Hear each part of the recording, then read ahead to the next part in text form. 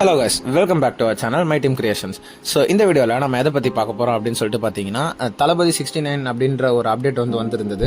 One last time one last dance அப்படின்னு சொல்லி அவங்களே போட்டிருந்தாங்க. ப்ரொடக்ஷன் பார்த்தீங்கன்னா ஒரு கன்னட ப்ரொடக்ஷன். அதுக்கப்புறம் இந்த படத்தில் விஜய் அப்புறம் அனிருத் மறுபடியும் இணைஞ்சு வேலை செய்ய போகிறாங்க அப்படின்னு சொல்லியிருந்தாங்க. ஹெச் வினோத் பார்த்தீங்கன்னா இந்த படத்தோட டைரக்டர். இது பார்த்தீங்கன்னா 275 crores கிட்ட விஜய் இந்த படத்துக்கு சம்பளம் சார்ஜ் பண்ணுறாரு அப்படின்னு ஒரு நியூஸ் வந்திருந்தது. அது பார்த்தீங்கன்னா விச் இஸ் குளோபல்லி எடுத்துக்கிட்டாலே அவெஞ்சர்ஸ் எண்ட் கேமில் ரோபர்ட் டவுனி ஜூனியர் வாங்கின சம்பளத்தை விட அதிகம் அப்படின்னு சொல்கிறாங்க.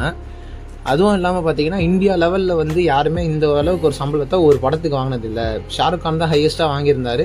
அதை விட அவரை சர்பாஸ் பண்ணுற அளவுக்கு 275 crore விஜய் வாங்க போகிறார் அப்படின்றாங்க. இதையெல்லாம் விட்டுட்டு அவர் அரசியலுக்கு போறாரு அப்படின்னா அவர் ஒரு பெரிய குறிக்கோள் வச்சிருப்பார். பத்தின உங்களோட கருத்து என்ன அப்படின்றத கமெண்ட்